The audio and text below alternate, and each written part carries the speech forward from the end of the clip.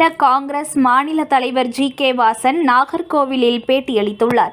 கூட்டணியில் பலம் வாய்ந்த கட்சியாக தமிழ் மாநில காங்கிரஸ் கட்சி செயல்படுவதற்கான பணிகளை மாநிலம் முழுவதும் செய்து வருகிறோம். தேர்தல் நெருங்கும் போது கூட்டணி கட்சிகளோடு ஒன்றிணைந்து கூட்டணி குறித்தும் தொகுதி பங்கீடு குறித்தும் ஒத்த கருத்துடன் அறிவிப்போம். காலத்திற்கு ஏற்ற மாறுதல்கள் தேவை. முற்போக்கான மாநிலம் தமிழ்நாடு. கோவையில் மாணவி ஒருவர் தனிமைப்படுத்தப்பட்ட நிகழ்வுக்கு அரசு தகுந்த நடவடிக்கை எடுக்க வேண்டும். பாஜக இந்தியாவில் எல்லா மாநிலத்திலும் வலுவான கூட்டணி அமைக்க திட்டமிட்டு செயலாற்றி வருகிறார்கள். கொடுத்த வாக்குறுதிகளை நிறைவேற்றாத மக்களை ஏமாற்றும் அரசாக திமுக அரசு உள்ளது. நேரம் காலம் இல்லாமல் டாஸ்மாக் உள்ளது. அரசே கதவை திறந்து கஜானாவை நிரப்ப டாஸ்மாக்கை திறந்து வைத்துள்ளது. சட்டம் ஒழுங்கு சீரில்லாத நிலையில் தமிழ்நாடு அரசு தோல்வியடைந்த அரசாக உள்ளது. மும்மொழி கொள்கை, நீட் தேர்வு என தவறான பிரச்சனைகளை மக்களிடம் திணித்து அரசியல் செய்கிறது திமுக. தமிழகத்தில் இருமொழி கொள்கையை அனைத்து பெற்றோர்களும் எதிர்க்கிறார்கள். திணிப்பு இல்லாமல் மூன்றாவது மொழியை கற்க வேண்டும் என்பது அனைத்து பெற்றோர்களின் எதிர்பார்ப்பு. வக்ஃபு வாரிய சட்டத்தில் மிக தெளிவாக கூறியிருப்பது ஏழை எளிய இஸ்லாமிய மக்களுக்கு அனைவருக்கும் எல்லாம் கிடைக்க செய்யும் வகையில் மாற்றப்பட்டுள்ளது. வக்ஃபு சட்டம் வரும் காலங்களில் அனைத்து இஸ்லாமிய மக்களின் வாழ்க்கை தரத்தை உயர்த்தும். இஸ்லாமிய சமுதாயத்தில் மாற்றத்தை கொண்டு வரும் என தெரிவித்தார். தேர்தலை பொறுத்தவரையில தேர்தல் நெருங்கும் போது கூட்டணி கட்சிகளோடு ஒத்த கருத்தோடு செயல்பட்டு இயக்கத்திற்கு வலு சேர்க்கும் வகையிலே நாங்கள் போட்டியிடக்கூடிய நிலையை உறுதியாக ஏற்படுத்துவோம். அதிமுக பாஜக கூட்டணி ஏற்பட்டால் தமாக அங்க வைக்குமா? நீங்க கூட்டணிகள் குறித்து வருகின்ற காலங்களிலே மாதங்களிலே அந்தந்த கட்சிகள் ஒத்த கருத்தியோடு இணையும் போது நிச்சயமாக அதிகாரப்பூர்வமான முடிவுகள் பத்திரிகைகளுக்கு வெளிவரும்.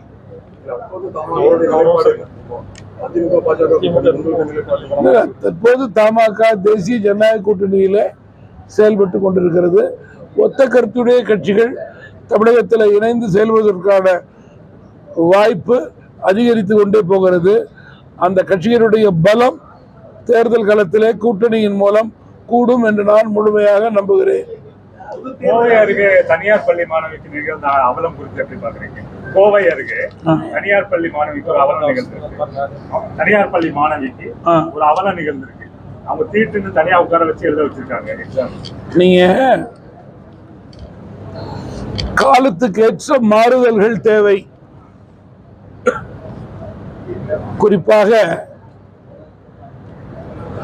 தமிழகத்தை பொறுத்தவரையிலே ஒரு முற்போக்கான மாநிலம் என்று கூறிக்கொண்டு பிற்போக்கான செயல்பாடுகள் தான் இங்கே நடந்து கொண்டிருக்கிறது. கோவையிலே நடந்த நிகழ்ச்சி ஒரு தனியாருக்கு பள்ளியிலே நடந்த நிகழ்ச்சி என்றால் நடவடிக்கை எடுக்க வேண்டியது அரசனுடைய கடமை. இது ஒரு தவறான எடுத்துக்காட்டு, உதாரணம். இதுக்கு ஒரு முற்றுப்புள்ளி வைக்க வேண்டும்.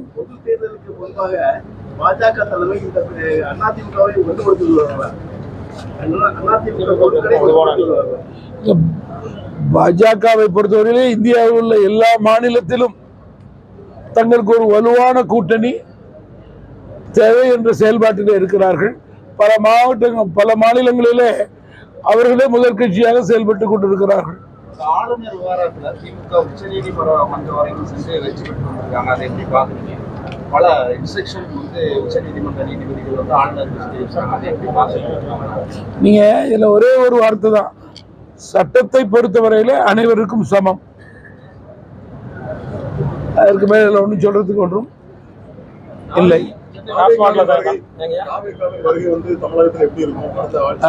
தமிழக வெற்றி கழகத்தின் வருகை வந்து தமிழகத்தில் என்ன மாதிரி கட்சிகளுக்கு என்ன மாதிரி நிலப்பாடு? நீங்க பொதுவா கட்சி ஆரம்பிப்பது என்பது ஜனநாயகத்திலே எவருக்கும் அந்த உரிமை இருக்கிறது. எந்த துறையை சார்ந்தவர்களுக்கும் அந்த உரிமை இருக்கிறது. ஆனால் கட்சி ஆரம்பித்த பிறகு அதனுடைய செயல்பாடு, இயக்க பணி, மக்கள் பணி, இதன் அடிப்படையிலே வாக்காளர்கள் அந்த கட்சியின் மீது எந்த அளவுக்கு நம்பிக்கை வைத்திருக்கிறார்கள் என்பது வாக்கின் மூலம் தேர்தலுக்கு பிறகுதான் வெளிவரும். அதற்குத்தான் வாக்காளர்கள் தான் எஜமானர்கள் என்று கூறுகிறோம். தமிழகத்தில் ஆளும் திமுக அரசின் செயல்பாடு எப்படி பாக்குறீங்க? நீங்க இன்றைக்கு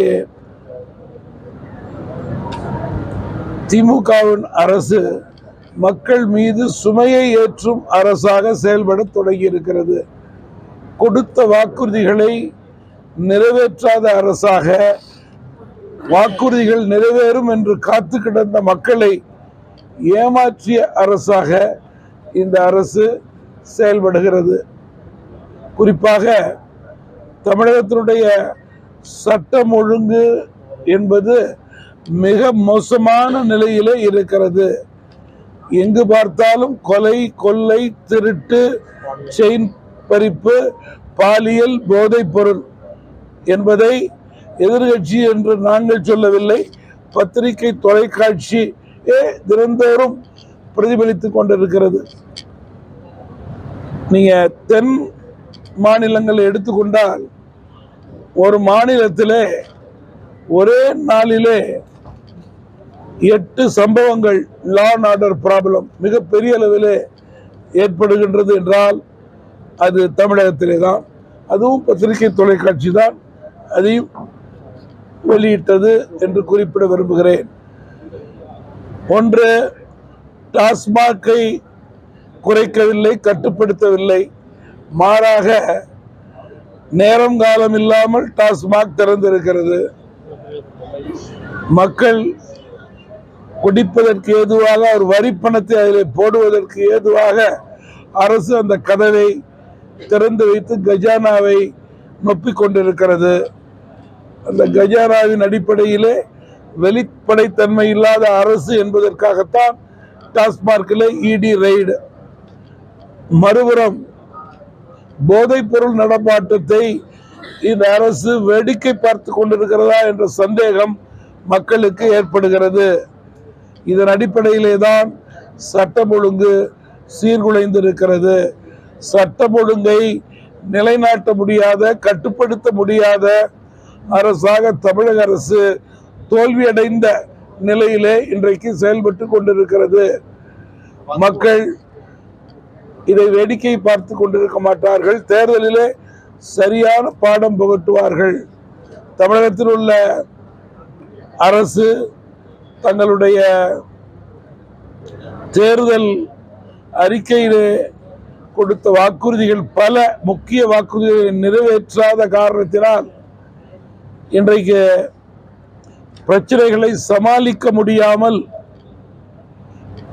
நீட் பிரச்சனை என்றும், தொகுதி மறுசீரமைப்பு பிரச்சனை என்றும், அதே போல மும்மொழி கொள்கை என்று மக்களிடம் பிரச்சனைகளை தவறாக சொல்லி அவருடைய மனநிலையை திசை திருப்ப செய்கிறார்கள் என்பதுதான் உண்மை நிலை. இதை மக்கள் ஏற்றுக்கொள்ள தயாராக இல்லை. அரசின் தவறை மறைக்க நினைக்கிறார்கள் என்று மக்கள் நன்கு உணர்ந்திருக்கிறார்கள். திமுக அரசுக்கு எதிர்மறை வாக்கு அதிகரித்து கொண்டே போகிறது. இதனுடைய பிரதிபலிப்பு சட்டமன்ற தேர்தலுடைய வாக்கிலே வெளிப்படும். மோடி தலைமையிலான அரசு கொண்டுவரிய சட்டங்களை வந்து தமிழ்நாடு அரசு எதிர்த்து தீர்மானம் நிறைவேற்றுறாங்க, ஒரு பக்கம் நீதிமன்றத்துக்கு எடுத்து போறாங்க. அது எப்படி பாக்குறீங்க? நீங்க பொதுவா கூட்டாட்சிக்கு எடுத்துக்காட்டாக செயல்படும் அரசாக இந்த அரசு செயல்படவில்லை. வாக்குக்காக, தேர்தலுக்காகவே அரசினுடைய நோக்கமாகவே இருக்கிறது என்பது எங்களுடைய கருத்து. மும்மொழி கொள்கைக்கு பிறகு ஒரு ஆதரவு குறித்து எப்படி பாக்குறீங்க? நீங்க 1965 பாடத்தை 2025 இந்த அரசு மக்களுக்கும், மாணவர்களுக்கும், பெற்றோர்களுக்கும் எடுக்க நினைக்கிறது. அன்றைக்கு இருந்த மனநிலை வேறு, இன்றைக்கு இருந்த மனநிலை வேறு. தமிழகத்திலே அனைத்து பெற்றோர்களும் மாணவர்களும் இதனை எதிர்க்கிறார்கள். இருமொழி கொள்கையை, மூன்றாவது மொழியை எந்த விதமான திணிப்பு இல்லாமல் சுதந்திரமாக தங்களுடைய பிள்ளைகளுக்கு தேவையான வசதிக்கேற்ற மொழியை கற்க வேண்டும் என்பதுதான் பெற்றோருடைய விருப்பம், மாணவருடைய விருப்பம். சென்னை வரக்கூடிய அமித்ஷா அவர்கள் வந்து அதிமுகவோட கூட்டணியை எதிர்த்து செய்வாங்க. சென்னை வரக்கூடிய இல்ல, சென்னை பாரதிய ஜனதா கட்சி மூத்த தலைவர் அவர்கள் கூட 4 நாட்களுக்கு முன்பு கூட அவர்கள் பீகார் சென்றிருக்கிறார்கள். பீகாரிலும் 2025 தேர்தல் நடைபெறவிருக்கிறது. அங்கே அவர்கள் தேர்தல் வியூகத்தின் அடிப்படையில் தங்களுடைய கட்சி தலைவர்களை, கூட்டணி தலைவர்களை சந்தித்து பேசியிருக்கிறார்கள். வக்ஃப் வாரிய சட்டத்திற்கு எதிராக திமுக உச்சநீதிமன்றத்தில் வழக்கு தொடர்ந்தது. அமமுகவுடைய நிலைப்பாடு என்ன? நீங்க வக்ஃப் சட்டத்தை பொறுத்தவரையிலே மிக தெளிவாக இருக்கிறது. ஏழை எளிய இஸ்லாமிய மக்களுக்கு துறை நிற்கக்கூடிய நிலையிலே உதவி புரியக்கூடிய அமைப்புகளாக வக்ஃப் வாரியம் செயல்பட வேண்டும் என்பதுதான். மேலும் வக்ஃப் வாரியத்தின் மூலம் வருகின்ற வருமானத்தின் அடிப்படையிலே வெளிப்படைத்தன்மையோடு இஸ்லாமிய மக்களுக்கு 100% உதவி செய்ய வேண்டும் என்பதுதான். இதிலே கோட்பாடுகள் கொடுக்கப்பட்டிருக்கிறது. இஸ்லாமிய மக்களுக்கு இஸ்லாமிய பிரிவிலேயே சேர்க்கப்படாத இஸ்லாமிய பிரிவினர் அதிலே சேர்க்கப்பட்டிருக்கிறார்கள். இஸ்லாமிய மகளிர் சேர்க்கப்பட்டிருக்கிறார்கள். தமிழ் மாநில காங்கிரஸ் கட்சியை பொறுத்தவரையிலே வக்ஃப் சட்டம் என்பது வருங்காலங்களிலே இஸ்லாமிய மக்களுடைய வாழ்க்கை தரத்தை உயர்த்தக்கூடிய சட்டம். குறிப்பாக வக்ஃபின் மூலம் உதவி பெறக்கூடியவருடைய எண்ணிக்கை ஆயிரக்கணக்காக இருந்தால் அது லட்சக்கணக்காக உயரக்கூடிய நிலை ஏற்படும். புதிய சட்டத்தின் மூலம் வக்ஃப் வாரியத்திற்கு கிடைக்கக்கூடிய வருமானம் வருகின்ற வருடங்களிலே பல மடங்கு உயரும். இது அந்த சமுதாயத்தில் பின்தங்கியவர்களுக்கு 100% பயன் தரும். அதன் அடிப்படையிலே நாங்கள் துணை நிற்கிறோம். Sir, even ADMK is opposing the delimitation based on population basis. So how do you see that, sir? இல்ல, பாப்புலேஷன் பேசிஸ்ல இது நடைபெற போவது கிடையாது. புரோரேட்டா பேசிஸ்ல தான் நடைபெறும். மேலும் இதற்குண்டான எந்த கோட்பாட்டையும் மத்திய அரசு கொடுக்கவில்லை. அதனையும் தாண்டி டீலிமிட்டேஷன் வந்தால் தமிழகத்திற்கு கூடுதலாகத்தான் சட்டமன்ற தொகுதியில் கிடைக்கும் என்பதையும் மத்திய அரசு உறுதி செய்திருக்கிறது. நாடாளுமன்றத்திற்கு கூடுதலாக தொகுதி கிடைக்கும் என்பதைத்தான் உறுதி செய்து கொண்டிருக்கிறது. நீங்க நேரம் காலம் எதற்கும் உண்டு. அது வரும்போது அதிகாரப்பூர்வமாக அரசு நிலையை இந்தியா முழுவதும் உள்ள அனைத்து மாநிலங்களுக்கும் விளக்கும். இது தமிழகத்துக்கு மட்டும் சார்ந்தது கிடையாது, இந்தியாவை சார்ந்தது, இந்திய மக்களை சார்ந்தது, இந்தியாவில் உள்ள அனைத்து மாநிலங்களையும் சார்ந்தது, இந்தியாவில் உள்ள வாக்காளர்களை சார்ந்தது என்பதையும் தமிழக அரசு மனதிலே வைத்துக் கொள்ள வேண்டும். செய்திகளை உடனுக்குடன் தெரிந்து கொள்ள லைக் பண்ணுங்க, ஷேர் பண்ணுங்க, சப்ஸ்கிரைப் பண்ணுங்க, மறக்காம கமெண்ட் பண்ணுங்க.